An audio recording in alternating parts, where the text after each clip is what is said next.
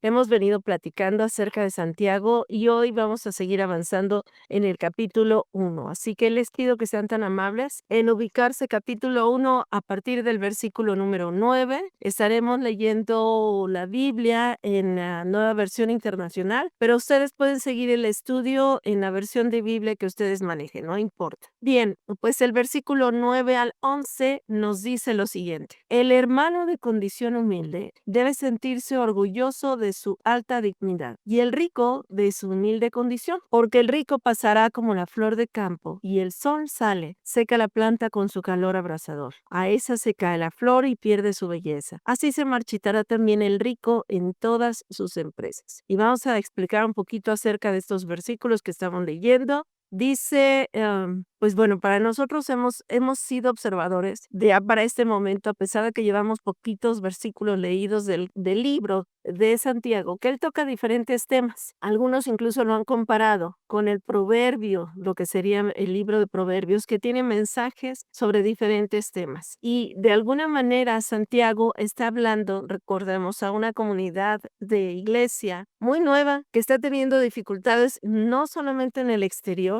con la persecución que está siendo objeto, sino que además internamente están teniendo dificultades entre ellos. Y Santiago, que ha vivido la experiencia de aprender de tiempo completo con el maestro de los maestros, sin saber que estaba conviviendo en su infancia y su juventud con el que más adelante llamaría Mesías.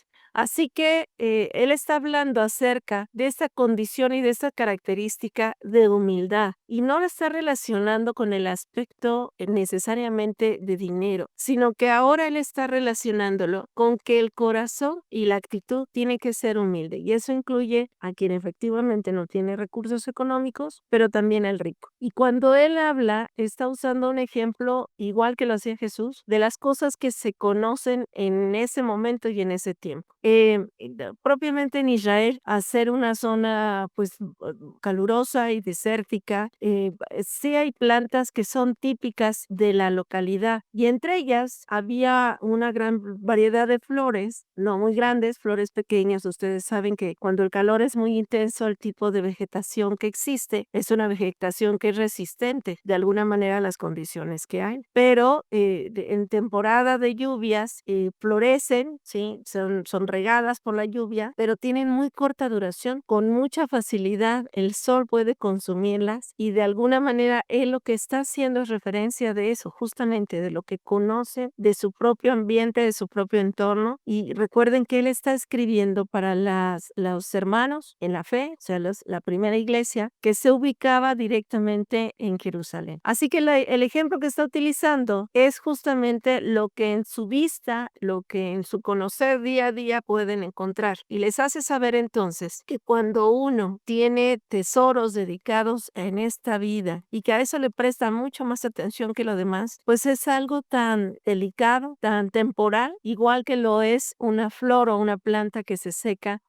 justamente por el ambiente en el que vive, ¿sí? Así que de alguna manera lo que está haciendo mención es que hay cosas que resultan de mucho más tiempo de poderse conservar. Y justamente no está haciendo la crítica al aspecto económico, pero lo que está diciendo es que si alguien se preocupa de ser rico en este mundo y ocupa sus energías solamente en la riqueza de este mundo, pues en realidad sus tesoros más valiosos se van a perder y se van a marchitar igual que lo están haciendo las plantas. Pero cuando alguien se enfoca en las cosas que al Señor le agrada, está teniendo un tipo de riqueza diferente. Es una riqueza que además va a trascender, va a llegar al tema de lo que sería la eternidad, y entonces su riqueza espiritual sí se va a conservar. Justamente lo que él estaba buscando es que notaran que independientemente de su posición económica y su disponibilidad de recursos, delante del Señor tenemos una misma medida, y la medida tiene que ver con nuestra condición espiritual. Más allá de lo que tengamos materialmente, nuestra condición espiritual nos pone en la misma circunstancia delante del Señor.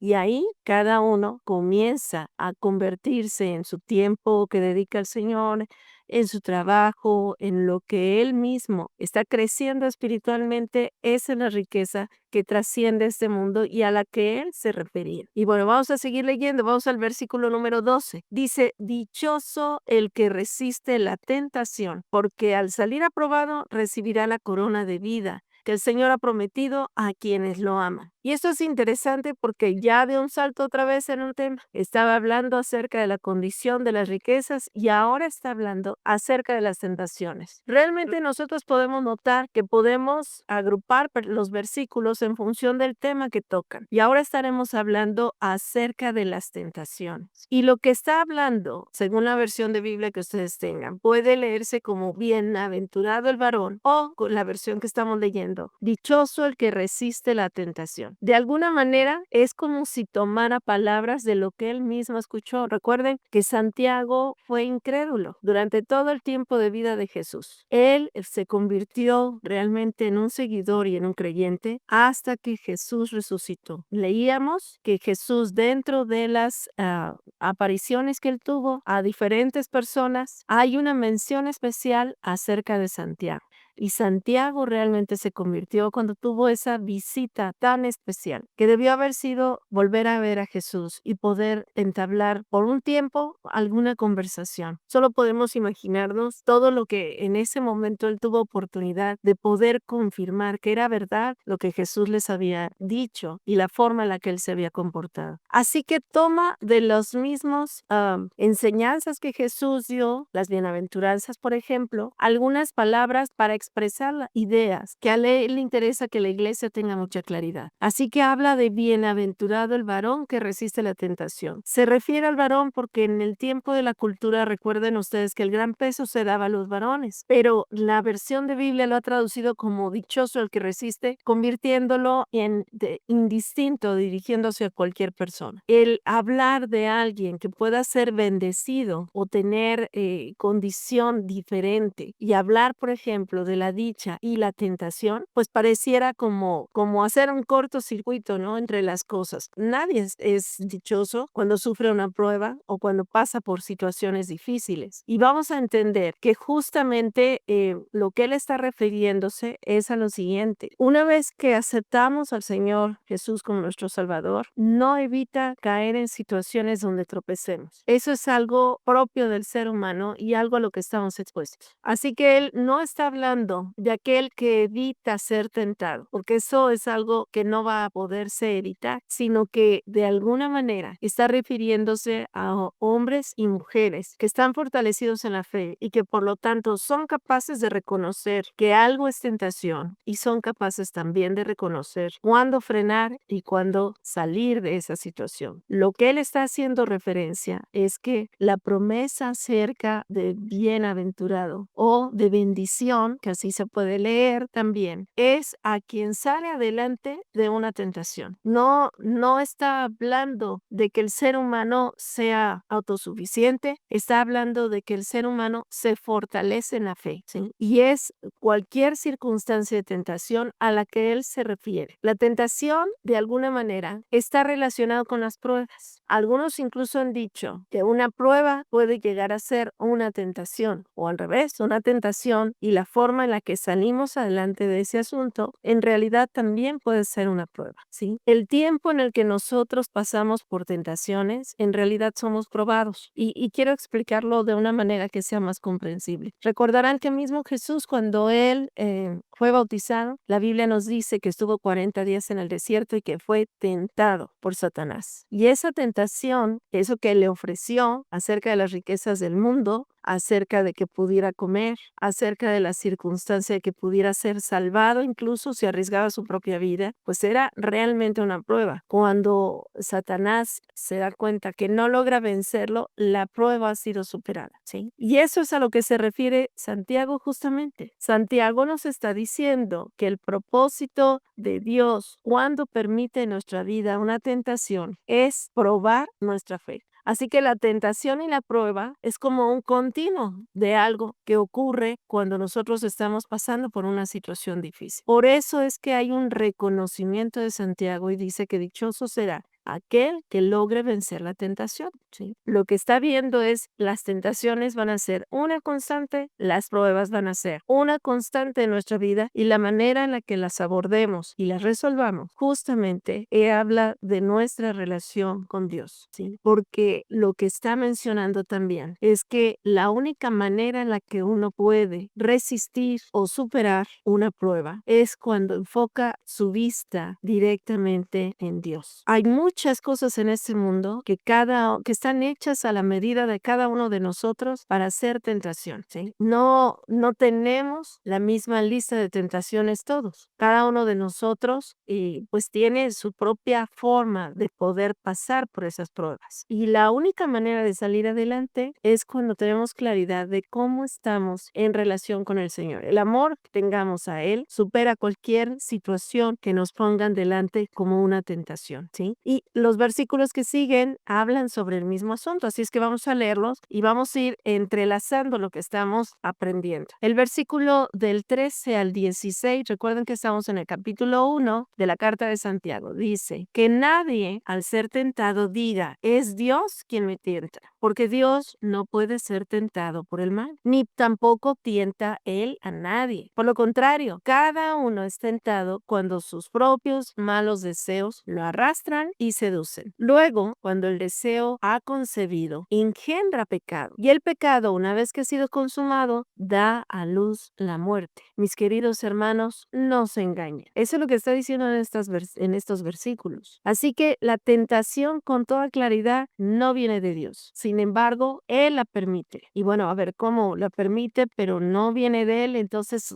¿a qué se refiere? Pues muchas veces decíamos es dos caras de una misma moneda. Pero las personas tendemos con facilidad a buscar culpables que nos dejen fuera de nuestra propia responsabilidad cuando nosotros somos quienes caemos en las condiciones de la tentación. Y acaba de decir que se cae en pecado, se engendra pecado y se da a luz muerte. Entonces lo está hablando como si fuera equiparable a la gestación de una persona, ¿sí? Así que algo que debemos tener claridad es que Dios nunca va a contradecirse y por lo tanto las tentaciones que van en contra de lo que Él espera que nos comportemos no vienen de Él. Y entonces, por eliminación, si no vienen de Dios, ¿de dónde vienen las tentaciones? Pues sí, justamente como lo estamos pensando, vienen de Satanás, ¿sí? Dios puede conceder en la vida de una persona situaciones difíciles que pueden ser prueba o tentación, ¿sí? Y algunos incluso han sido personajes que por estar relacionados directamente o cercanamente a Dios han pasado por ese tipo de situaciones. Muchos de esos personajes los leemos con frecuencia. Por ejemplo, Abraham, ¿sí? Abraham sufrió tentación. Un ejemplo que nosotros tenemos cuando tuvieron la genial idea de adelantar al hijo de la promesa, ¿se acuerdan? Y metieron en todo ese asunto Sara a Agar, a su sierva, y todo lo que vino en consecuencia. Pero Abraham también pasó por prueba cuando Dios le solicitó a su propio hijo para que lo entregara como un sacrificio, ¿sí? Y en ambas circunstancias sus comportamientos fueron totalmente diferentes. La prueba fue superada, pero la tentación en la que cayeron, tanto por idea de Saraí como por él, pues tuvo consecuencias muy grandes. Y hay otro personaje bíblico que para nosotros es,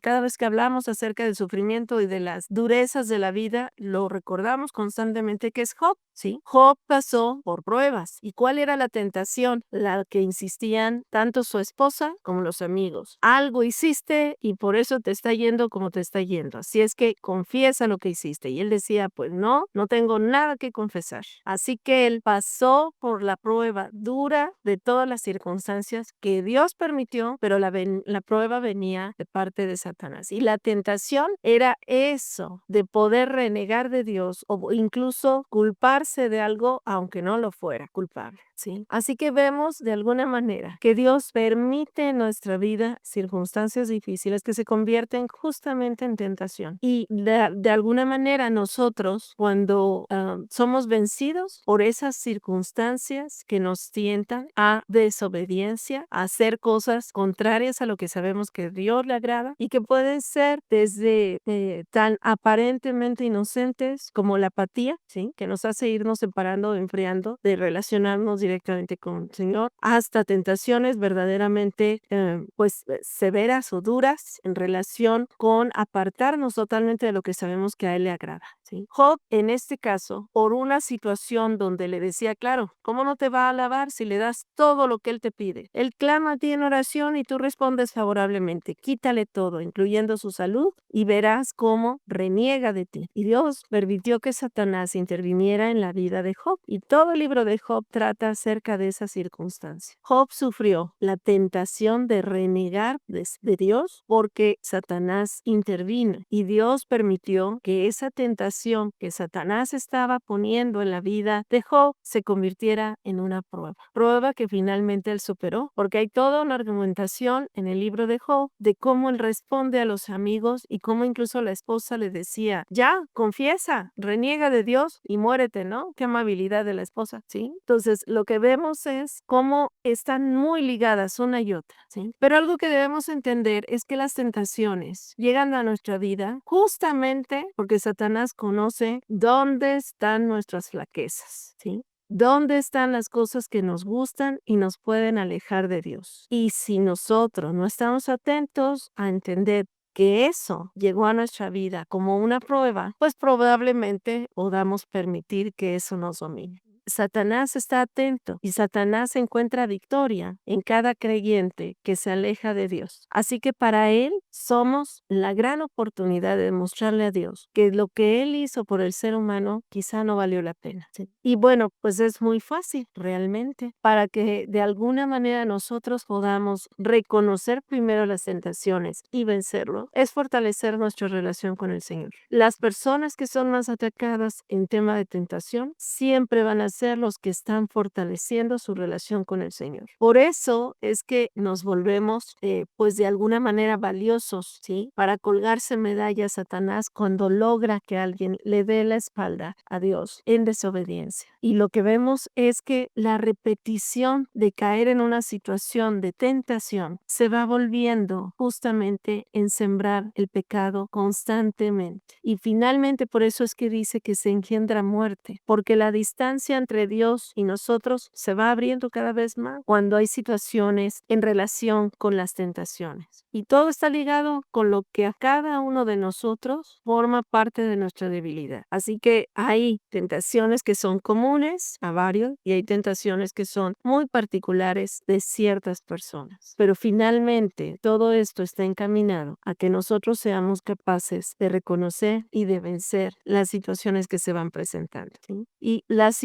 ideas se siguen acumulando. Veamos lo que dicen los versículos 17 y 18. Dice, toda buena dádiva y toda perfecta bendición desciende de lo alto, donde está el Padre, que creó las lumbreras celestes y quien no cambia ni se mueve con las sombras. Por su propia voluntad nos hizo nacer mediante la palabra de verdad para que fuéramos como los primeros frutos de su creación. Así que va ligando las ideas porque dice, todo aquello que te es tentación no viene de Dios, ¿sí? Porque de Dios lo que viene es toda buena dádiva, las cosas buenas, esas vienen de Dios. Cualquier cosa que sea buena para nuestra vida realmente tiene un origen que nos va a llevar, si seguimos la línea, hasta Dios, ¿sí? Pero de alguna manera debemos ser atentos a que esas cosas buenas también pueden ser usadas como un disfraz para la tentación. Déjenme poner un ejemplo. Ojalá y cada uno de nosotros por alguna razón fuera beneficiado de ganarnos la lotería. Y la lotería estoy hablando de un buen premio de la lotería. El dinero, por supuesto, todos lo necesitamos, todos tenemos gastos pendientes, todos tenemos situaciones difíciles. El uso adecuado que des del dinero puede llevarte a caer en la tentación de ocupar tu tiempo en lo que ahora tienes y considerar, pues esto llegó a mí porque Dios lo mandó, ¿sí? Sí, pero también puede alejarnos algo que pareciera bueno de nuestra relación con Dios. En ese sentido es que va ligado tanto la prueba como la tentación.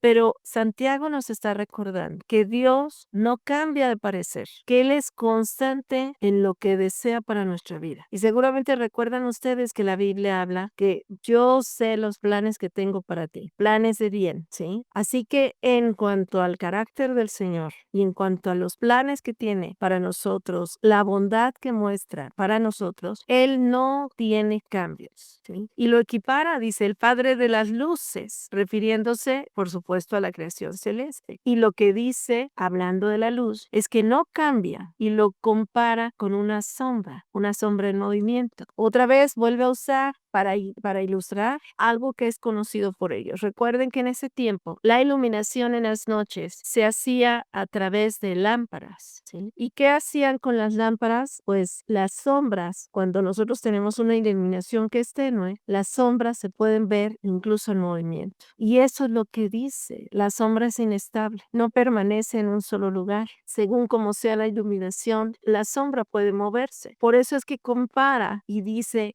que el Padre de las luces no cambia ni va a variar, como ocurre cuando una sombra está moviéndose, porque el ángulo de la luz también lo hace cambiar. Eso lo que hace es ponernos a todos, ubicarnos en que Dios es constante en lo que tiene pensado para nosotros. Dios es constante en lo bueno que espera para nosotros. Y Dios es constante en confiar en que nuestra respuesta ante las situaciones difíciles van a ser siempre acudiendo a lo que conocemos de Él, ¿sí? Si nosotros, por ejemplo, como ocurre, tuviéramos un trabajo donde tuviéramos el resguardo de algo valioso, esa que es algo bueno, a veces el que nos estén depositando confianza en el trabajo que estamos haciendo, también puede llegar a ser una tentación. Y nuestra forma de comportarnos y las decisiones que tomemos depende de que constantemente estemos reflexionando y frenando los deseos naturales, pues a veces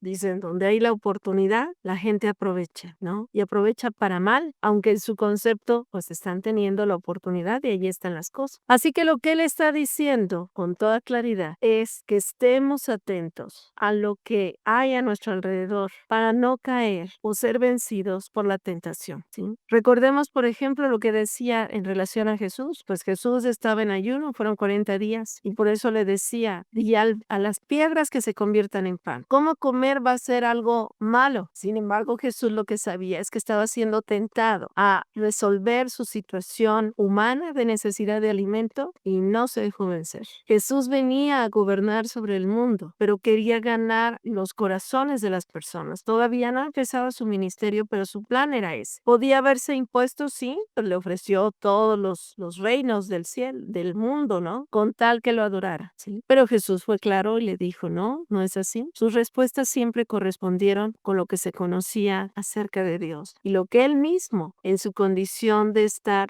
viviendo una vida como humano, sabía que podía ser tentación para él. Así que Santiago nos está recordando que Dios no cambia, ¿sí? Que no se modifica, y hace la comparación con las sombras cuando o la iluminación son cambiadas. Él sabía con toda claridad que una vez que Dios había dispuesto que a través de Jesús la salvación llegara al mundo y que esto no dependía del ser humano, no dependía del esfuerzo que hiciera, del comportamiento que tuviera para hacer ganar la salvación, sino que la salvación era un regalo, ¿sí? Pero de ahí en adelante, porque dice, por su propia voluntad nos hizo nacer. Sabemos que hablamos del nacimiento espiritual, es decir, Dios eligió que nosotros fuéramos sus hijos. Así que es el nacimiento del cual Jesús tuvo la oportunidad de hablar con Nicodemo cuando le dijo es necesario nacer de nuevo. Y Nicodemo, con mayor naturalidad, estaba hablando del concepto de nacimiento que él entendía, que era el concepto humano, cuando Jesús le estaba hablando de un nacimiento espiritual. Y lo que dice es, Dios no cambia, y así lo que enseñó Nicodemo también es lo que estaba enseñando Santiago. Somos hijos de Dios porque Él así lo decidió, y para hacerlo nos hizo nacer de nuevo a través de la palabra que nos dio. Santiago se le estaba dedicando, después de haber negado a Jesús como Mesías días, mientras él estuvo vivo, ahora enseñaba lo que sabía y conocía acerca de Jesús, lo que él había enseñado. Así que lo que vemos es que el que nosotros hayamos sido salvados depende de la voluntad de Dios. Eso es lo que está enseñando. Y que el medio para que nosotros fuéramos salvados fue la palabra, lo que él llama la palabra de verdad. Y nos llama, una vez que habló de las pruebas y habló de las dificultades y habló de las tentaciones, nos llama a ser primicias de su cosecha y de toda la creación, ¿sí? Las primicias, recuerden ustedes, que era lo primero que se levantaba en la cosecha. Y lo que está hablando Santiago, aunque lo está hablando, por supuesto, a lo que es la iglesia inicial, y por lo tanto está hablando de las primicias refiriéndose a los primeros cristianos. Todos ellos, su gran mayoría, eran de origen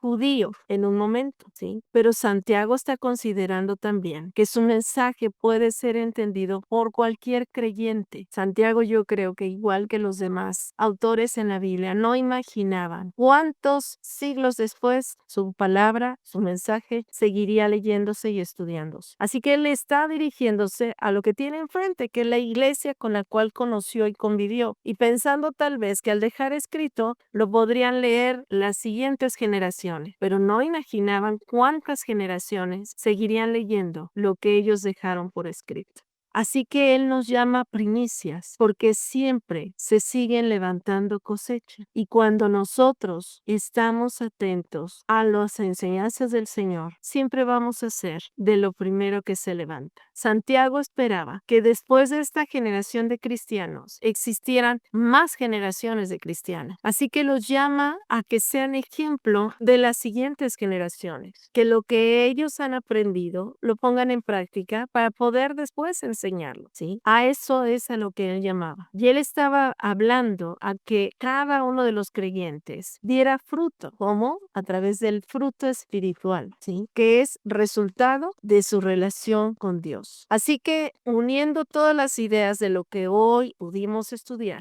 la única manera de vencer la tentación, que no viene de Dios, ya lo afirmamos, viene de Satanás, es teniendo una relación constante con Dios. Lo podríamos decir usando un ejemplo que para nosotros puede ser muy claro. En la actualidad sabemos que hay pilas recargables y esas necesitan conectarse para recuperar la carga. Para nosotros, el estar en relación constante con Dios es recuperar esa carga que nos va a permitir vivir y salir adelante de las situaciones que nosotros tengamos que enfrentar. Las dificultades, las pruebas que tendrán que ser superadas a partir de nuestra relación con Dios y las tentaciones que vienen por lo que Satanás conoce de cada uno de nosotros, hechas a la medida de cada uno de nosotros. Y sin embargo, Dios dice, Él es estable, a Él podemos acudir, en Él podemos confiar, porque a pesar de conocer que como seres humanos somos totalmente imperfectos, y lo conoció Jesús de primera mano, también sabemos que el único que es permanente y confiable en nuestra vida es Dios, y a Él debemos acudir.